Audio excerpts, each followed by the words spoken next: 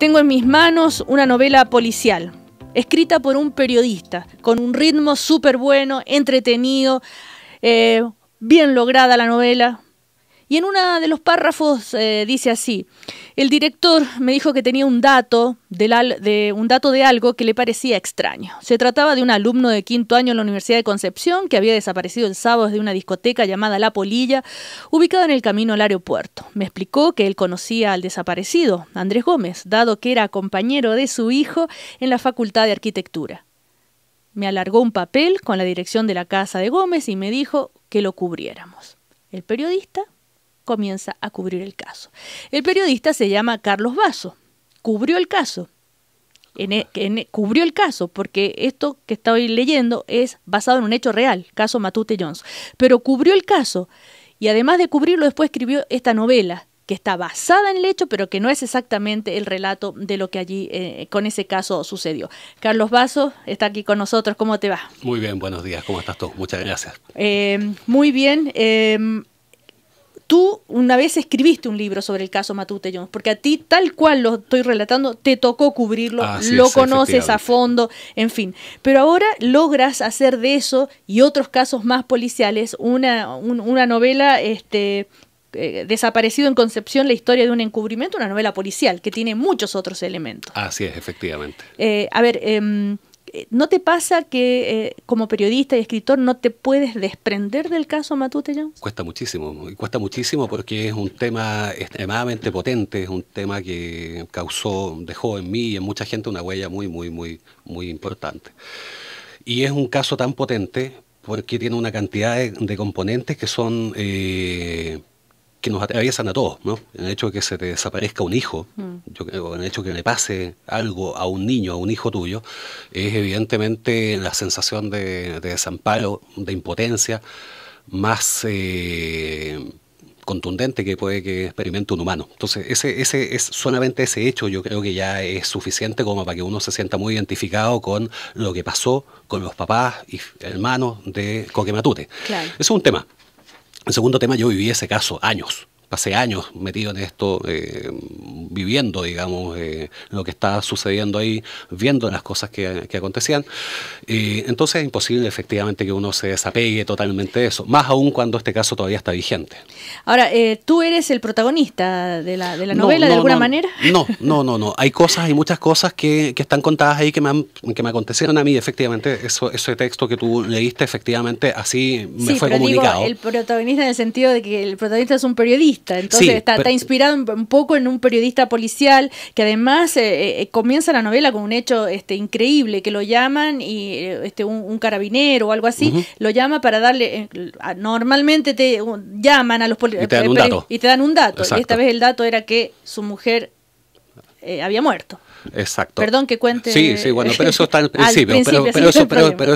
Pero eso, digamos, nunca me aconteció a mí, ni me aconteció a ningún amigo. Es una ficción. Claro, por eso te digo. Pero el periodista, la verdad es que más que estar inspirado en mí, está armado en función de los caracteres de otros periodistas. Hay muchos elementos de algunos colegas que trabajaban conmigo en esa ocasión, en ese tiempo, y que están incorporados en esta especie de megamix, ¿no? Que es este periodista que se llama Antonio Castel. Y así como también hay muchos personajes que están inspirados en efectivamente personajes que tenían que ver en este caso, pero también hay personajes que están inspirados en otras situaciones y hay muchos más que son personajes netamente ficticios, son construcciones efectuadas ad hoc en función del argumento dramático que tiene este texto. Carlos, de alguna manera has cumplido el sueño que todo periodista, que dicen que todo periodista tiene, que es de convertirse en escritor. No sé si sea un escritor, no sé, me parece un adjetivo demasiado, novelista. No sé, me parece un adjetivo bastante ambicioso, pero sí, efectivamente, siempre me ha interesado y siempre uno de mis objetivos, o quizás mi objetivo siendo periodista fue publicar, y efectivamente eso lo he hecho bastante y me ha gustado mucho, lo he pasado muy bien, lo paso muy bien escribiendo. Ahora, ¿hubo alguna reacción de la familia cuando supo que tú estabas escribiendo esta novela? Porque tú haces una descripción, por ejemplo, de la madre de este joven, lo que siente, lo que le pasa esa noche, la preocupación que tiene que su hijo no vuelve, ella se levanta, siente un dolor de estómago, se toma unas gotas, como con una madre que está presintiendo, intuyendo que a su hijo algo le pasaba, ¿no? Yo le mandé una copia del texto a Alex Matute, que le tengo mucho afecto desde aquellos años, ¿no? Y conversamos un poco sobre el texto y la verdad es que él tiene absolutamente definido, entiende muy bien que esto es una ficción. Así que desde ese punto de vista no hay ningún inconveniente. Como no sé si tú comentaste eso, yo efectivamente hace muchos años escribí un libro de investigación, y en ese caso ellos tuvieron una participación mucho más activa. De hecho, el papá de Coque escribió la introducción de ese texto. El papá de Coque ya falleció, lamentablemente. Pero en este caso fue una cosa mucho más independiente en ese aspecto, porque efectivamente pertenece al ámbito de la ficción. La ficción donde entran otros personajes, donde entra otro contexto también, u otro Chile, otro aspecto. Algunos años antes había reporteado el que quizás haya sido mi primer gran caso acerca de un alto oficial del Frente Patriótico, Manuel Rodríguez, asesinado en Curanilahue, conocido como Claudio, acusado de haber sido como informante quien propiciara la caída del segundo comandante del grupo, el mismo que diera la orden de matar a Jaime Guzmán y secuestrar a Cristian Edwards. ¿Eso es pura ficción? No, no es ficción, eso es efectivo, eso sí sucedió. Yo efectivamente cubrí muchos años ese caso, sigo en contacto con el caso, digamos, y ese caso sucedió tal como se está contando ahí. Estamos hablando de una persona que fue asesinada en esa comuna en 1995, donde también había cosas que, así como sucede en el caso Matute, parecían muy obvias, y a medida que se iba investigando, a medida que iba investigando en la justicia, a medida que íbamos investigando en los periodistas, aparecían cosas no tan obvias. En ese caso estamos hablando de una persona que fue asesinada, acusada de haber sido un informante de este organismo que existía antiguamente llamado La Oficina, en circunstancias que hoy día yo tengo muchísimas dudas de que eso haya sido así, de que efectivamente él haya sido el informante.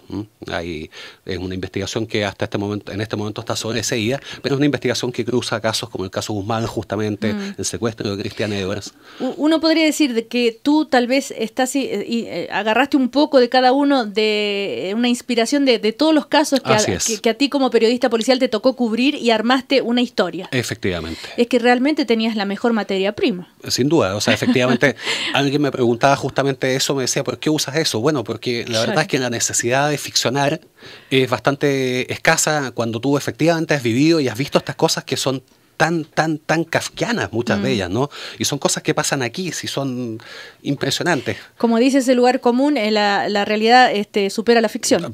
Absolutamente. Ahora, efectivamente, la ficción es necesaria para contar ciertas cosas que desde el punto de vista de la técnica del periodismo uno no puede contar, ¿no? ¿No es cierto? Los modos vivendi, los tonos de las cosas, los paisajes, eso evidentemente desde el periodismo no se puede contar. A propósito de eso, ¿cómo describirías tú, ya que aquí en esta novela, el modus operandi de, por ejemplo, Carabineros, la PDI, en general? ¿Cómo la describirías? Mira, en este caso, y yo creo que eso se nota de algún modo, yo creo que trabajó un muy buen equipo de detectives, y especialmente la jueza que tuvo el caso al principio, trabajó muy bien. Pero la personalidad de los detectives, de los carabineros, ese ambiente, ¿cómo lo describirías en general? Perfecto. Bueno, lo que pasa es que es un ambiente apasionante, es estar metido en ese mundo, ¿no es cierto?, y eso se cuenta ahí también de algún modo, donde se produce una especie de simbiosis entre los policías, los periodistas, jueces, abogados, víctimas, imputados, ¿no?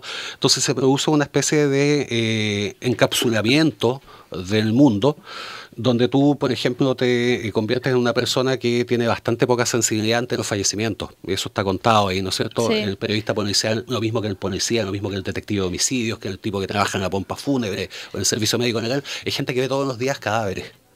¿Ya? Y de a poco uno se va dando cuenta, y a mí me pasó, le pasó a amigos míos, y de hecho uno de los episodios que cuento le pasó a un amigo, que se dan cuenta que se ha perdido absolutamente la sensibilidad ante el fallecimiento, y fallecimientos además, que es lo que uno ve cuando está en esos sitios de suceso, fallecimientos en circunstancias dramáticas, ¿no? Homicidios, incendios, gente que falleció en un accidente, que se convierten al final, aunque suena muy fuerte, en un objeto de trabajo. Ahora, finalmente los periodistas policiales y Carabinero o PDI pasan a ser casi compinches, ¿no? Y se pasan datos y empieza a haber como a veces puede ser una relación un poco no sé cómo, qué adjetivo ponerle, pero poco sana. En muchas ocasiones había vínculos muy, muy poco sanos, pero ¿sabes qué? Yo una de las cosas que rescato de ese ambiente, o de los años que yo pasé en eso, es que la única vez que a mí alguien me ofreció una coima no fue un policía, fue un abogado. ¿Mm?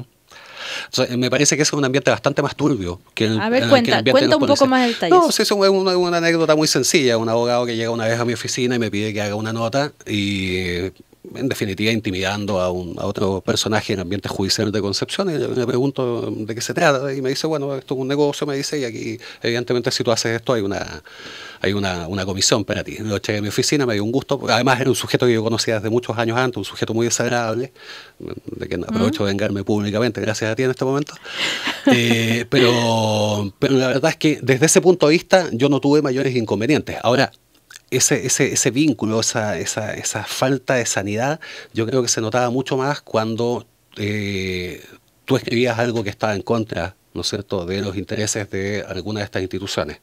Eso yo creo que está contado con algún detalle también aquí.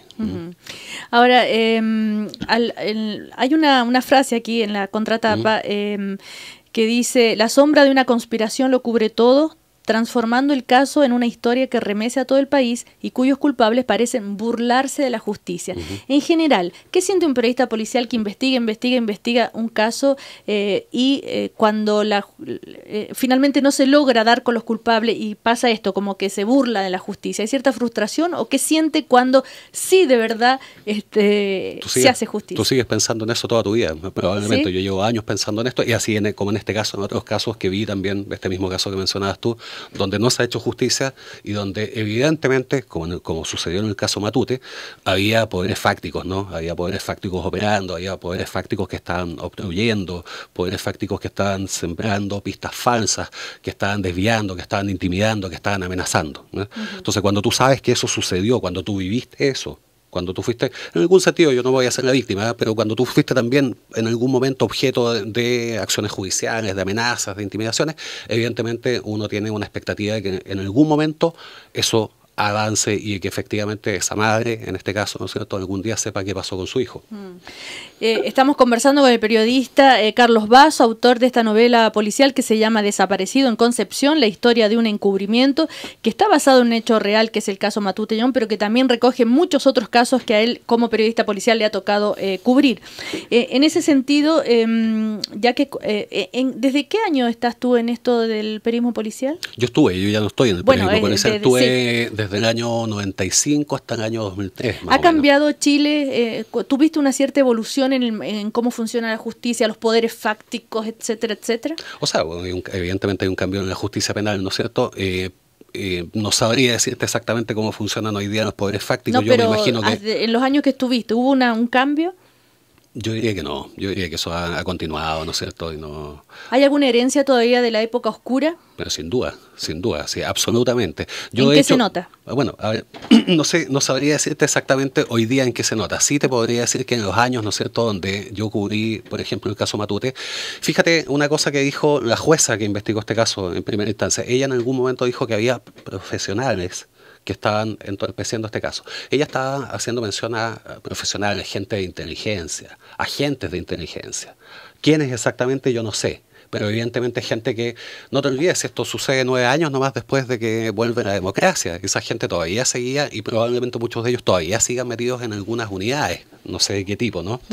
Entonces, esos poderes fácticos están todavía, eso es indudable.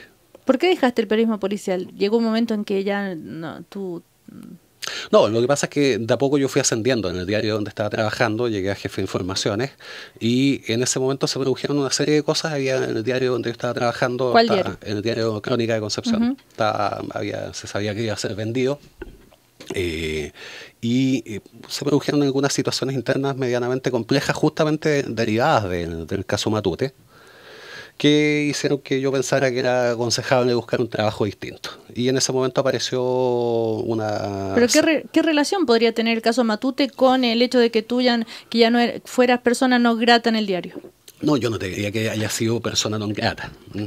Se produjeron algunas situaciones exóticas de gente endógena que tenía alguna vinculación con algunas personas que tenían vinculación con el diario, y la verdad es que me di cuenta que podía prestarse, digamos, para alguna situación compleja. La verdad es que ahí le tengo mucha estima todavía a mucha gente que está en el diario, así que no quisiera extenderme sobre eso, pero efectivamente en un momento pensé que ya era suficiente, digamos, y tenía que cambiar de ambiente. Aparte del caso Matute, de todos los casos policiales que te ha tocado cubrir, ¿otro que te haya marcado mucho?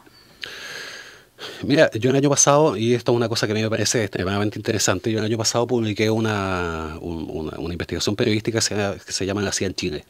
Y ahí, justamente hoy día en la mañana lo comentaba con un colega en otro sitio, hay una historia que a mí me parece que es sensacional, que es la historia del jefe de la estación de la CIA en 1970 en Chile, un señor de apellido Hetchkel, que se opuso al golpe de Estado que está impulsando desde Estados Unidos el presidente Nixon, y que terminó pagando con su trabajo, ¿no es cierto?, esta osadía de haberse opuesto al presidente de Estados Unidos. Fue defenestrado. No te estoy hablando de un sujeto de izquierda, un sujeto absolutamente de derecha, que había sido agente de la OSS, que había estado en Vietnam, había estado en distintos sitios, un hombre histórico de la CIA, ¿no es cierto?, pero que por una cuestión profesional él se da cuenta que no hay ambiente para un golpe, y termina defenestrado y termina falleciendo en Estados Unidos a consecuencia, digamos, de toda este desastre que se genera en su vida por esta actitud que tuvo.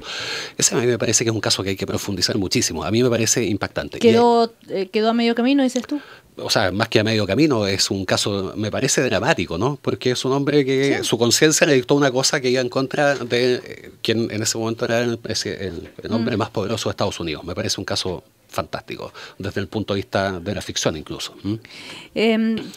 También se ha dado que hay una teleserie que está inspirada en el caso Matute, que es Vuelve Temprano. No sé si has tenido la oportunidad de verla o no la he visto. Si tienes alguna opinión al respecto. No, lamentablemente no la he visto, me han preguntado mucho, pero la verdad es que no la he visto. Veo bastante poca televisión y específicamente esa telenovela, creo que alguna vez vi 5 minutos o algo así, pero no más que eso, no tengo tiempo tampoco, no. Pero el caso da para ficciones de todo tipo. Sin duda, sin duda. Tanto como esta novela, como incluso para una película. Sin duda, absolutamente. Si bien este protagonista de la novela se ve inmerso entre ex agentes de la CNI, un sacerdote también. Bueno, ahí también tenemos el tema del sacerdote, ¿no? Que me parece un tema que no puede contar lo que le confiesa, que hay alguien que fue y le confesó, pero eso es absolutamente real, Carlos. Sí. Entonces, sin duda, si bien es cierto, a ti lo que te interesa es que se lea como novela y que no nos quedemos pegados en el caso Matute, pero es casi inevitable, ¿no? Absolutamente. Yo entiendo eso, sin duda. Nos quedan en 2 minutos. Okay. El caso Matute, cerremos. Primero, ¿en qué está ahora? ¿Tú sabes algo? O sea, lo que yo conozco, ¿no es cierto?, es lo que se conoce públicamente. Yo lo que te quisiera decir de eso, aprovechando el momento, es que hoy día hay un juez que tiene este caso, que es un antiguo juez del crimen de Concepción, que se llama Jaime Solís Pino, que es un muy buen juez. Yo tengo muchas expectativas en lo que está haciendo el juez Solís. Yo tengo confianza en que quizás si hay un juez adecuado en este momento para este caso, es el juez Jaime Solís. A través de Twitter, auditor dice: dile a Carlos que la novela que queremos leer ahora es la intriga de los personajes en la compra del diario Crónica. No, si no tiene nada que ver con la intriga de los personajes ni tampoco con la compra en el diario Crónica. No me entendieron bien. Claro. No, ese diario lo compró en la cadena, digamos, lo compró en el Mercurio. Pero ese era un motivo, digamos, lógico cuando uno está trabajando en una empresa y tú sabes que otra empresa la va a comprar, lo que en el sentido común aconseja que uno se vaya, ¿no?